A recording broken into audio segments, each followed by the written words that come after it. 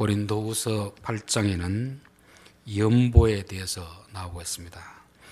우리는 연보라는 말을 쓰지 않지만 주로 헌금이라는 용어를 쓰는데, 헌금은 주로 하나님 앞에 드리는 그런 예물이라고 한다면, 연보라는 것은 특별히 어떤 목적을 향해서, 어떤 대상을 향해서 하는 헌금, 그게 연보라 그런 것입니다. 우리로 말하면 목적 헌금이 되겠죠.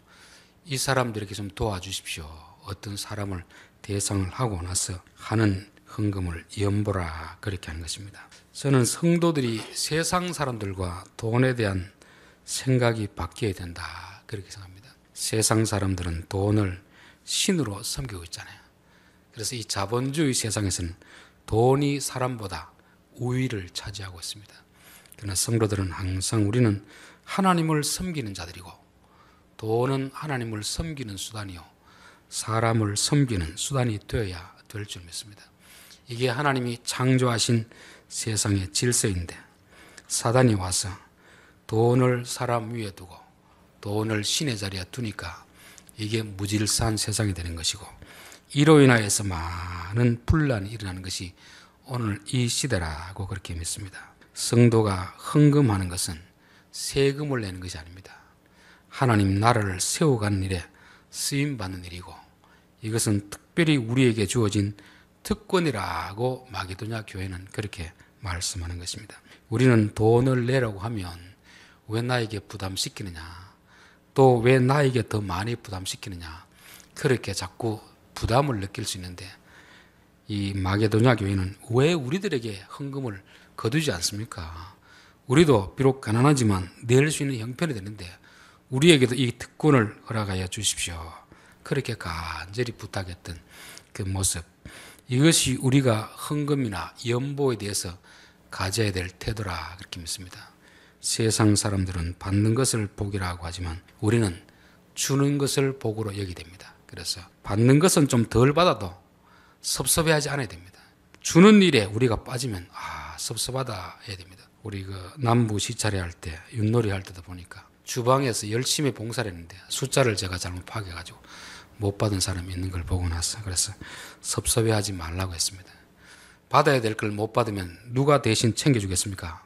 하나님이 몇 배로 갚아주시기 때문에 받아야 될 걸 못 받는 데 대해서 너무 섭섭해하지 마시고, 우리가 마땅히 이 사람에게 뭘 베풀어야 되는데 기회를 놓쳐가지고 못 베풀었으면 그것이 안타까워야 될 그런 마음입니다. 그래서 저는 우리 성도들이 특별히 물질에 대해서 세상 사람들이 가지는 그런 가치관이 아니고 하나님이 우리에게 주시는 그런 가치관을 가지고 살아야 될 줄 믿습니다.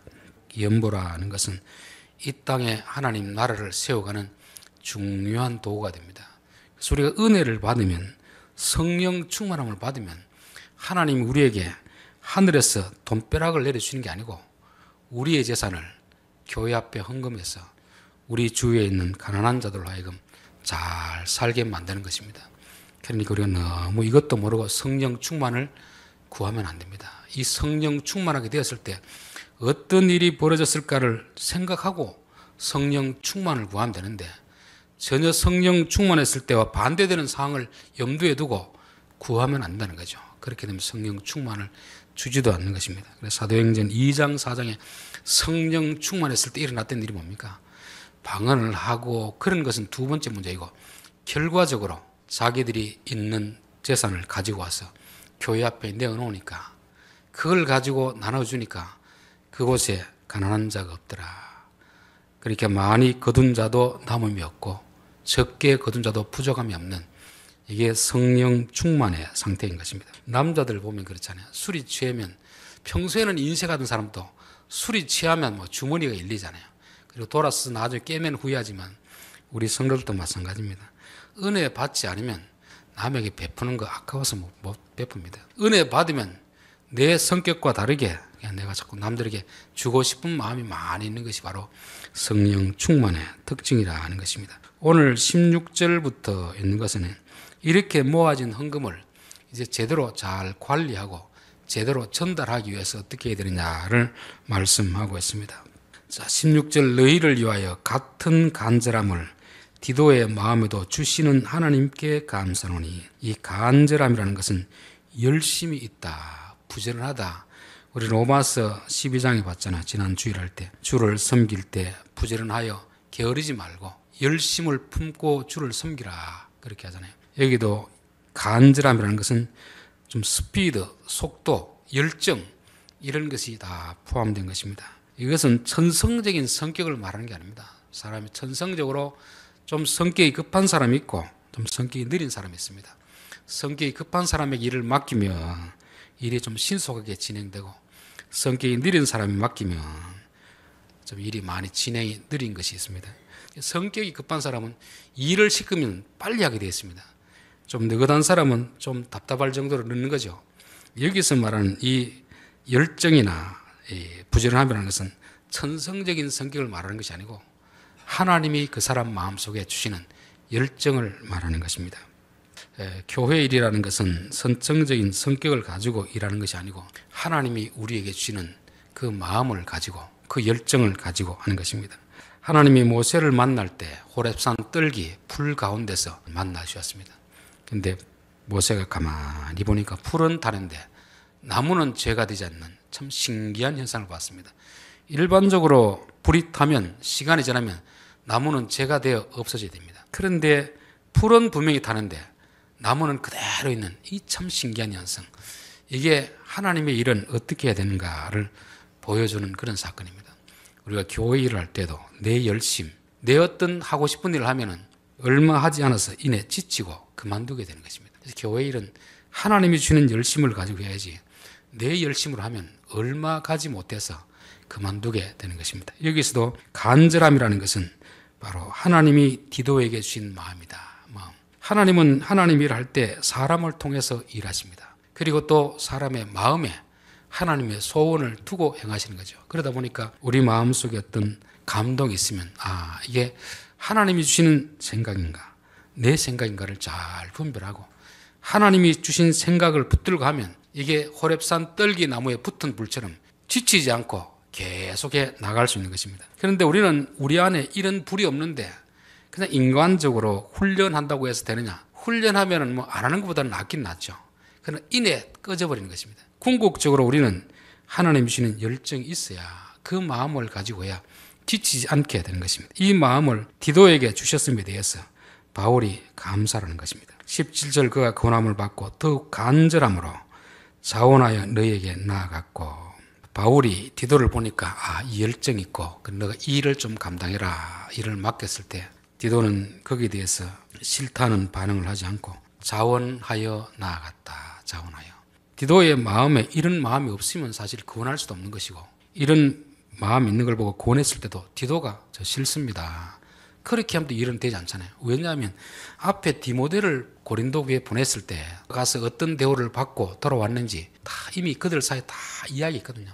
그곳에 가면 아주 힘들다. 가지 마라. 이런 이야기가 퍼졌음에도 불구하고 그 길을 가면 어려움을 당한 것을 알지만 그러나 그 열정이 있었기 때문에 자원하여 가는 것입니다. 그래서 저는 교회 일은 자원해서 하는 것이 억지로 하는 것은 옳지 않다고 생각하는 것입니다. 물론 억지로라도 하지 않는 것보다는 좋겠지만 그러나 억지로 하는 것은 하나님이 별로 기뻐하지 않는다는 것입니다. 우리의 신앙생활은 능동태가 아니고 수동태가 아니고 중간태라 말씀드렸습니다. 이게 문법적 용어인데 능동태라는 것은 내가 좋아서 하는 거예요. 내가 좋아서.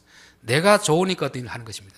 그렇게 되면 하나님과는 상관없는 일이 되는 것입니다. 자기가 좋아서 한 일인데 하나님 무슨 그 사람에게 상을 줄 게 있겠습니까? 자기가 좋아서 한 일인데. 수동태는 뭐겠습니까? 나는 하기 싫은데 남이 시키니까 억지로 하는 거 억지로.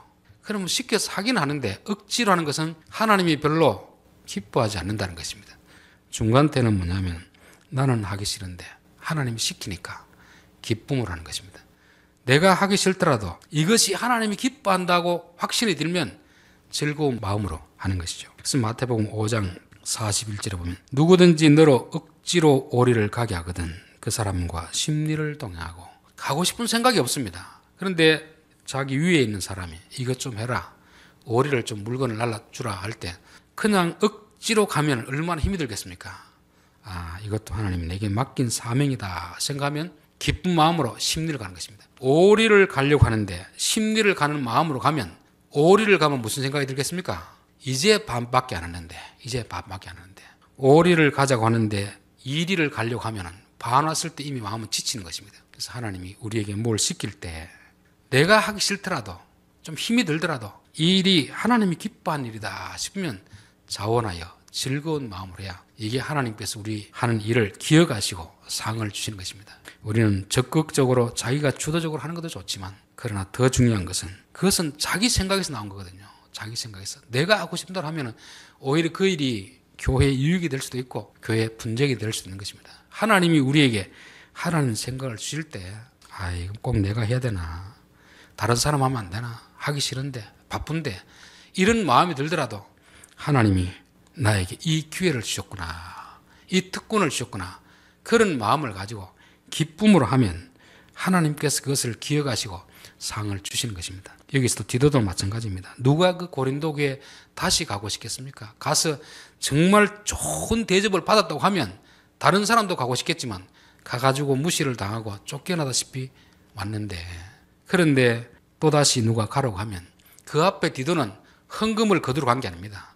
그들의 문제를 해결해 주기 위해서 갔습니다. 그럼에도 쫓겨나는데 지금은 또 가는 길이 헌금을 거두러 가는데 그 일을 누가 가려고 하겠습니까? 분명히 가면 많은 비난을 받을 거겠지만 그래도 나를 하나님께서 보내시는구나, 나를 이 일에 쓰시고자 하는구나, 그 마음이 들었을 때 그는 자원하는 마음으로 갔습니다. 저는 우리 성도들이 교회에서 일할 때 정말 내가 하고 싶어서도 하는 일이 되지만 나는 하기 싫더라도 하나님이 내게 이 일을 원하신다 싶으면 인상을 쓰고 억지로 하는 것이 아니고 기쁜 마음으로, 즐거운 마음으로 해야 하는 본인도 기분이 좋고 보는 하나님도 마음이 좋은 것입니다. 그래서 저는 집에서도 자녀들이나 뭐 일을 시킬 때 억지로 입이 나와 있으면 하지 말라고 합니다. 그렇게 일하면 너에게도 덕이 안 되고 보는 사람, 시키는 사람도 별로 기분이 좋지 않으니까 하기 싫으면 하지 말고, 부모가 시키면 하기 싫더라도 기쁨으로 할 수 있으면 하라는 것입니다. 저는 가정일도 그렇고 교회 일도 그렇고 직장일도 그렇습니다.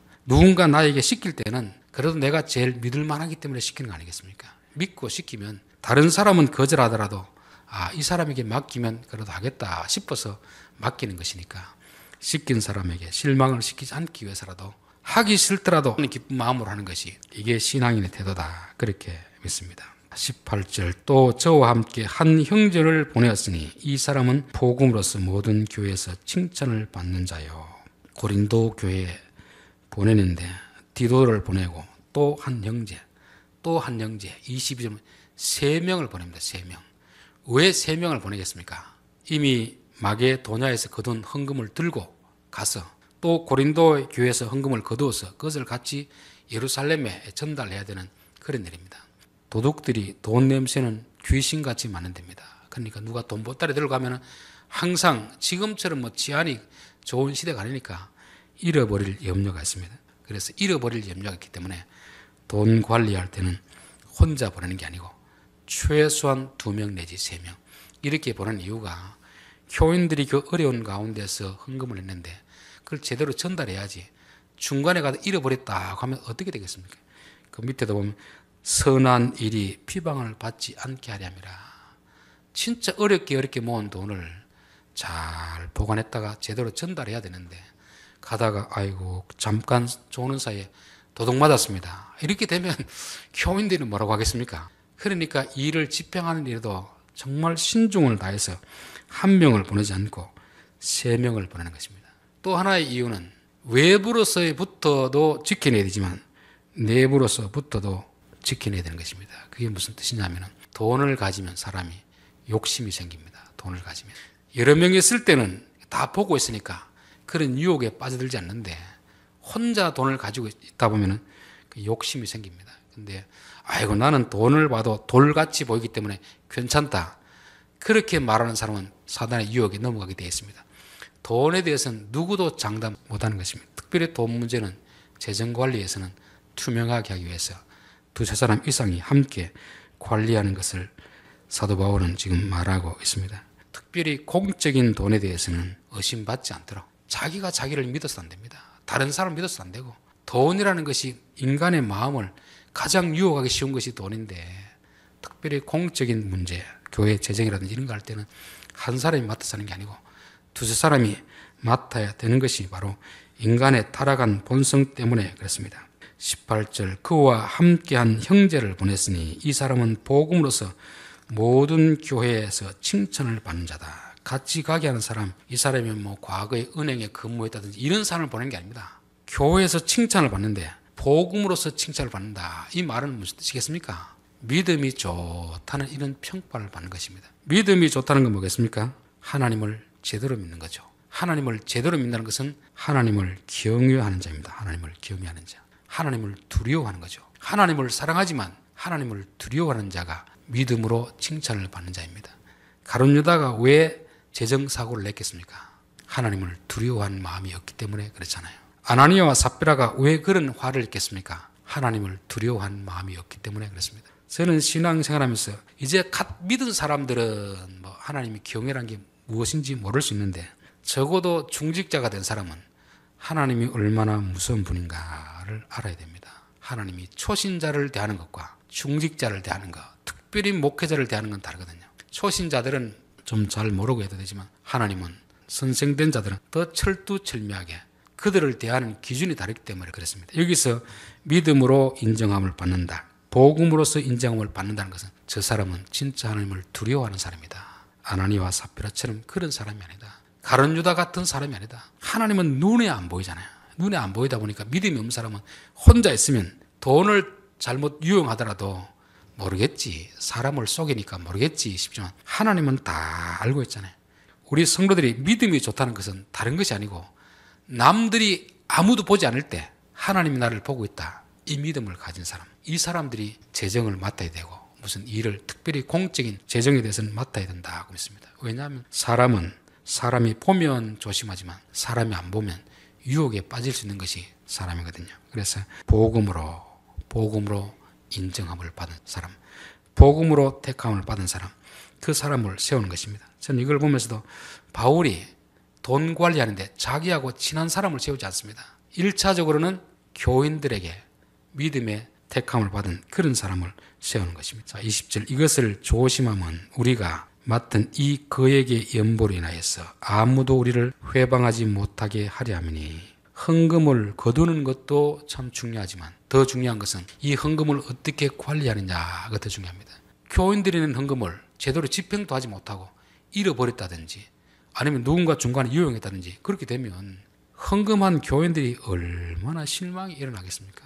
그리고 또 세상 사람들은 뭐라고 하겠습니까? 교회가 저렇게밖에 안 되느냐. 예수 믿는 사람을 볼 때 하나님을 두려워하는 자들이 있는 줄로 아는데 오히려 세상에서도 일어나지 않는 그런 일을 하고 있으면 어떻게 되겠습니까? 교인들이 헌금한 돈을 진짜 교인들 본인들이 하는 것보다 더 보람되게 더 잘 쓰여져야 헌금을 하지.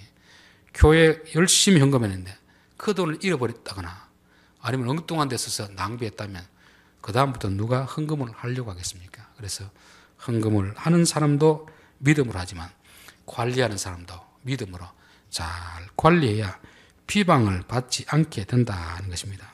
자, 20절 또 저희와 함께 우리의 한 형제를 보냈노니 우리가 여러 가지 일에 그 간절한 것을 여러 번 시험하여 특별히 재정을 맡은 재정 관리하는 사람은 여러 번 시험하여서 일을 맡기는 것입니다.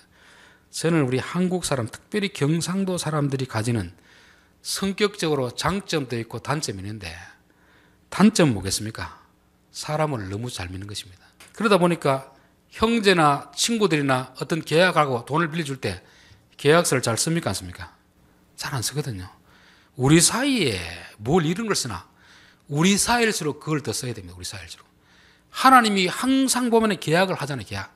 사람들이 어길 걸 알지만 그래도 계약한 이유는 뭐냐면 아는 사람일수록 계약을 철저히 해야 된다. 특별히 재정적인 부분에서는 우리가 흔히 보면 이제 이런 걸 하지 않기 때문에 우리가 남이가 이 말 때문에 뭐 돈거래 하면서 이걸 뭐 적고 이런 걸 아주 그냥 우습게 여깁니다. 또 서로 아는 사람끼리 뭐 계약서 쓰자 이렇게 하면 되게 기분 나빠합니다. 기분 나빠할 이유가 없잖아요. 그걸. 내가 지킬 마음이 있으면 기분 나빠할 이유가 없습니다.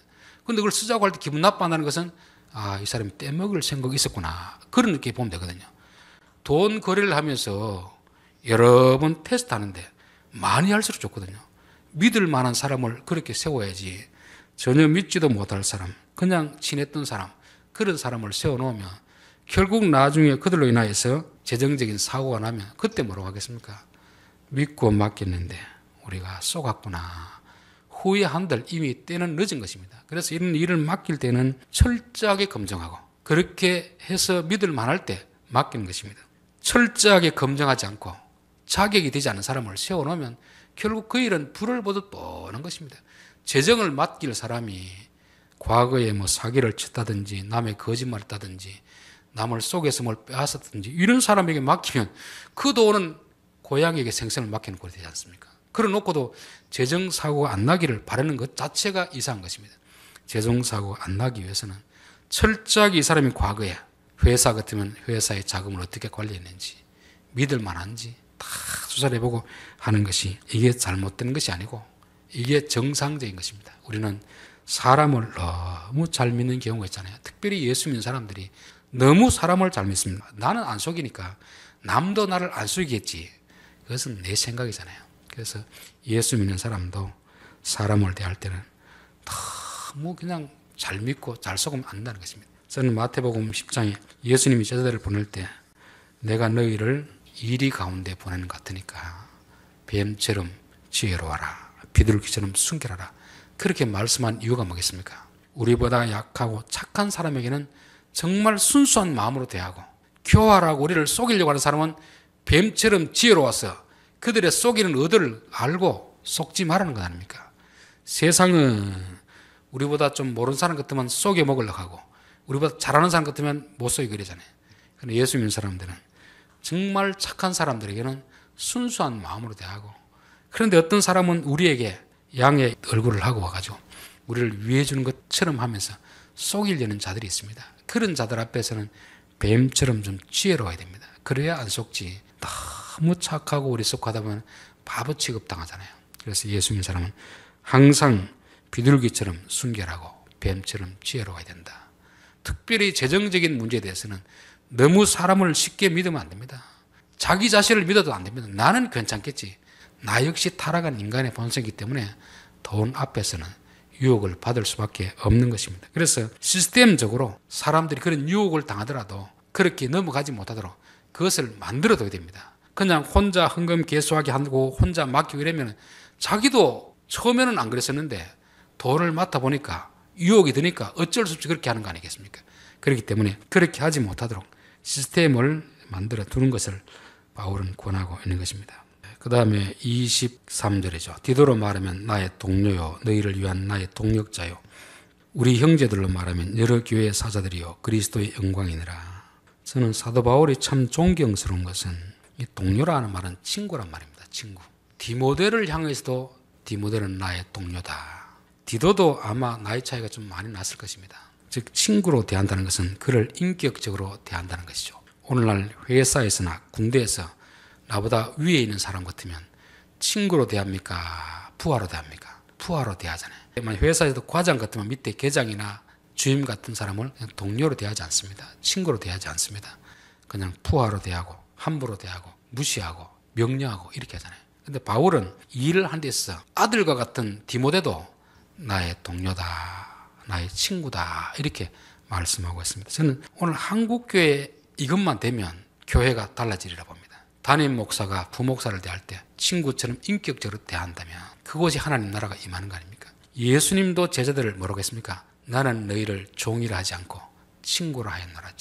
친구처럼 대하는 거죠. 우리 형제 사랑할 때도 그랬죠. 형제 사랑이 뭐라고 했습니까? 필레오 아델포스. 형제를 친구처럼 사랑하는 것이 이게 형제 사랑입니다. 형제도 형이 있고 동생이 있고 나이 차이가 많이 날 수도 있는데 형이지만 어린 동생을 동생 취급하지 않고 친구처럼 지내는 것입니다. 우리 한국에는 이게 참 문화적으로 힘든 것 같아요.